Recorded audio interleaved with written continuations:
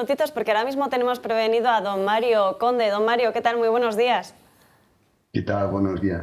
Muchísimas gracias por recibirnos en este Dando Caña de Verano. Impresionante ese artículo que has escrito en Confilegal, pero no sé si hay algún nombre, alguna persona con la que te refieras a personalidades con escasos conocimientos de hermenéutica jurídica ordinaria y constitucional. No, en concreto no. Bueno, he leído muchas cosas. Lo que pasa es que cuando se trata de un asunto que tiene componentes jurídicos, pues tienes que dominar mínimamente la técnica jurídica para llegar a conclusiones, ¿no? Lo que sucede es que a veces, pues las conclusiones jurídicas no te gustan políticamente, ¿no? Pero no hay más remedio que atender lo que es legal al margen de lo emocional, lo ideológico, lo político, ¿no? Eso es un poco lo que yo he pretendido, ¿no? Sencillamente dar una opinión más. Me parece que el asunto es importante, ha resultado poco trascendente hasta el momento, ¿no? Pero se está hablando mucho acerca de a quién tiene que proponer el rey, qué es lo que tiene que hacer. Entonces yo me he limitado simplemente, puesto que es mi profesión, a dar un análisis jurídico.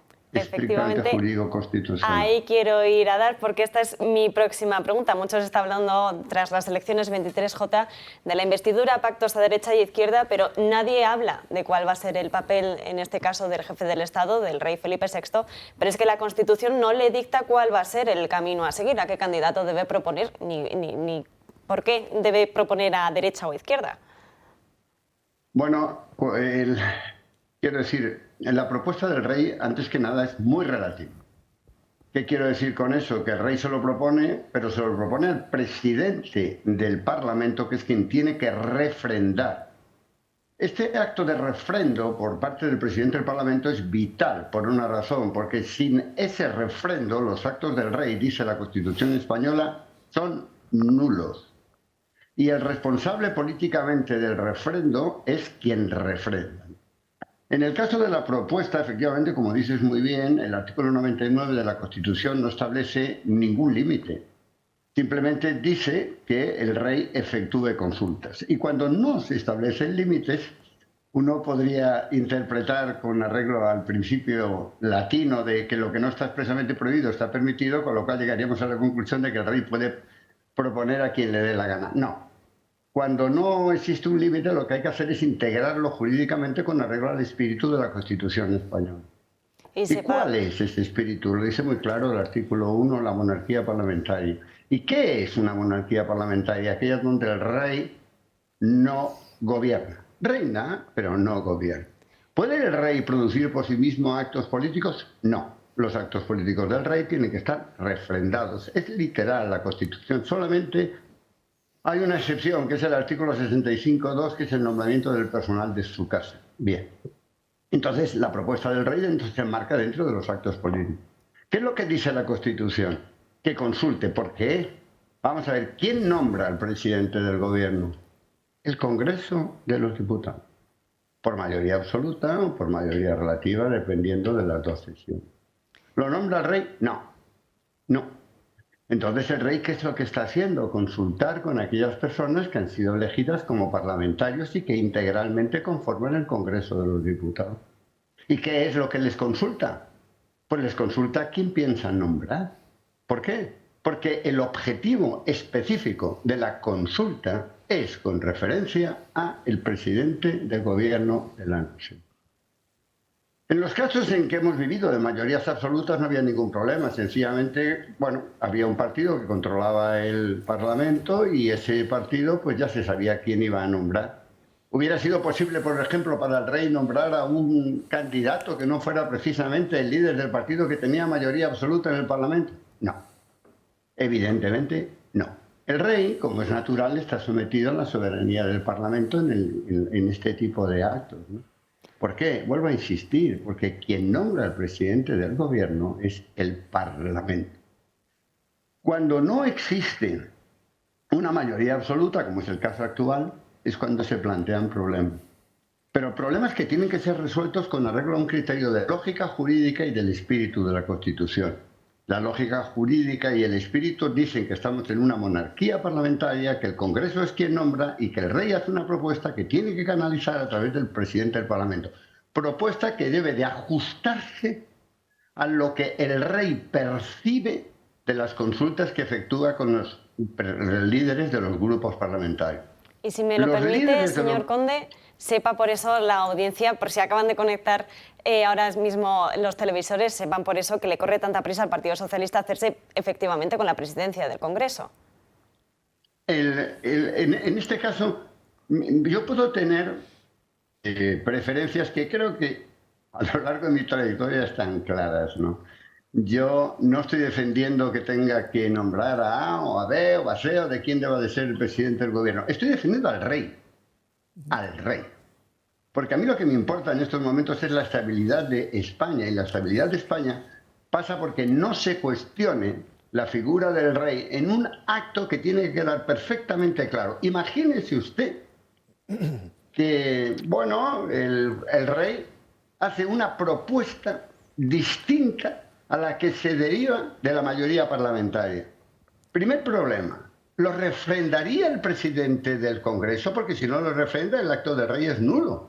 ¿Y lo refrendaría el presidente del Congreso sabiendo que ese acto puede ser constitucionalmente discutible? No. ¿Por qué no? Porque quien asume la responsabilidad política es el presidente del Congreso. ¿Y por qué la asume? Porque lo dice literalmente la Constitución. Entonces, el rey tiene que actuar con exquisito respeto del Congreso, le guste o no le guste el resultado final, porque no estamos ante posiciones emocionales, sino estamos ante posiciones jurídico-constitucionales. Y no quiero que se cuestione el papel de la corona, que se le diga que el rey tiene que proponer a A, tiene que proponer a B o tiene que proponer a C. Una pregunta. ¿Existe en la Constitución española una referencia siquiera tangencial a estos efectos del llamado partido más votado? Respuesta, no. No. No existe ninguna referencia al partido más votado. A mí me parece que la lógica parlamentaria es el rey consulta a los líderes parlamentarios y los líderes parlamentarios le dirán más o menos quién van a votar. Es la figura del rey, en este caso, cuando no hay una certeza, como lo habría en el caso de mayoría absoluta, es la probabilidad. Y el rey debe ajustarse a la probabilidad de lo que va a decidir el Consejo, y eso es lo que le manda el presidente del Congreso, y el Congreso lo traslada. Pero el caso límite es, imaginemos que todos los grupos parlamentarios, todos los que conforman una mayoría absoluta, en las consultas le dicen al rey, no vamos a nombrar a fulano. Es posible. También es posible que le digan, sí, vamos a nombrar a fulano, al señor tal o al señor cual, o al señor A o al señor B. Imaginemos que el Congreso le dice, mire, Majestad, no vamos a nombrar, tenemos mayoría absoluta para no nombrar al señor X. ¿Puede el rey en ese caso decir, pues yo lo voy a proponer? ¿Para qué? Pero no es solo una pérdida de tiempo, porque ya sabe que el Congreso lo va a rechazar. Es que sencillamente es muy posible que el presidente del Congreso, que es el que recibe la propuesta real, diga, pero Majestad, esto es tanto como desconocer la voluntad del Congreso y queremos un conflicto. Por tanto, para mí la cuestión es muy clara. El artículo 99 no pone límite. La interpretación hermenéutica jurídico-constitucional es la que corresponde a una monarquía parlamentaria. El presidente del Congreso lo nombra el presidente del gobierno, lo nombra el Congreso de los Diputados por mayoría absoluta. El papel del rey es, en este caso, meramente accidental, como corresponde con el papel de un rey que reina pero no gobierna. Y ese papel accidental es recoger la voluntad del Congreso y trasladarla, lo que en su opinión es la voluntad del Congreso, al presidente del Congreso para el nombramiento de presidente del gobierno. Si me lo permite, señor mi Conde, opinión. discúlpeme, si me lo ¿Perdón? permite, tengo varias cuestiones sobre la mesa por parte de don José Ramón Riera y de José María Francas. Don José Ramón, por favor. Buenos días, Mari. Oye, Por cierto, a don José Ramón le leo todos los días le leo. muchísimas gracias, Mario. Qué buenas cosas escribe, de verdad. Te lo agradezco muchísimo. La verdad es que para mí, No, es que la verdad, digas ¿verdad? esto en público, pues me enorgullece. Quería hacerte una pregunta que es Sí. muy clara. Como el rey va a recibir a todos, digo, cada uno de los diferentes grupos parlamentarios, vamos a hacer el supuesto por un segundo de que Junts decide no acudir, porque posiblemente no acuda, con lo cual en la suma que va a recibir información el rey va a tener, es decir, el PP, el Vox, que le van a dar más votos que los que va a recibir en la conversación que va a tener el rey, es decir, cuando reciba a Pedro Sánchez y reciba al resto de candidatos, porque le van a faltar los 6 saber la opinión, casi seguro, de Junts o posiblemente de Junts y de RC. Y Bildu. Con lo cual, Y Bildu. y posiblemente Bildu. Seguro. Con lo cual, No, sí, sí, lo no. lógico es que con ese algoritmo matemático de la información que tiene, se ve la obligación de tener que decirle que sea Alberto Núñez Feijóo el que se presente como primer candidato. Yo, José Ramón, no pongo nombres. No Vale, pongo nombres, venga. ni Alberto, ni...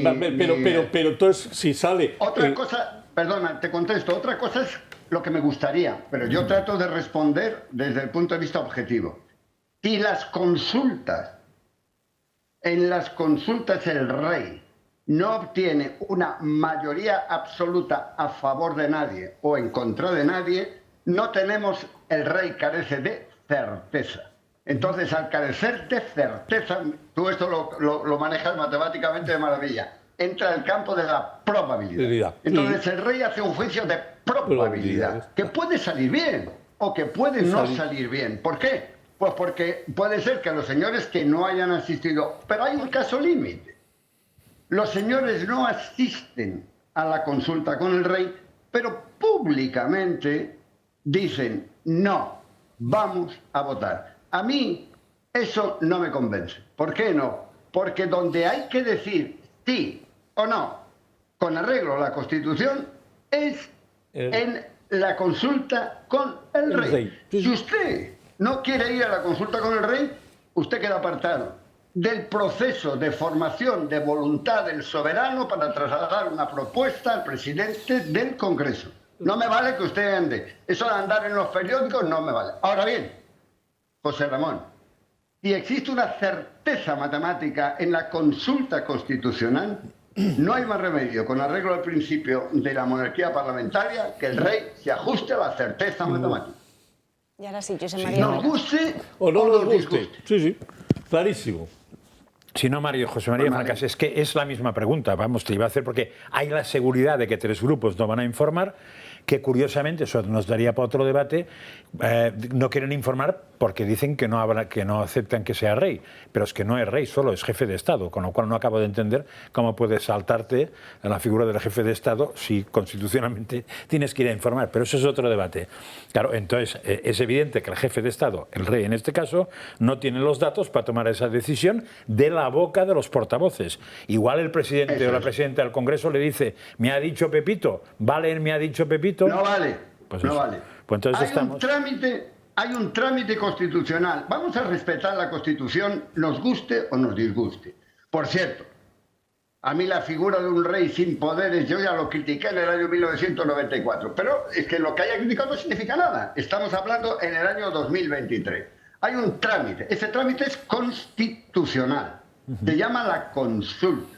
A esa consulta tienen que ir los representantes de los grupos parlamentarios, con una finalidad: contribuir a que el rey se forme su conocimiento de cara a la presentación de una candidatura.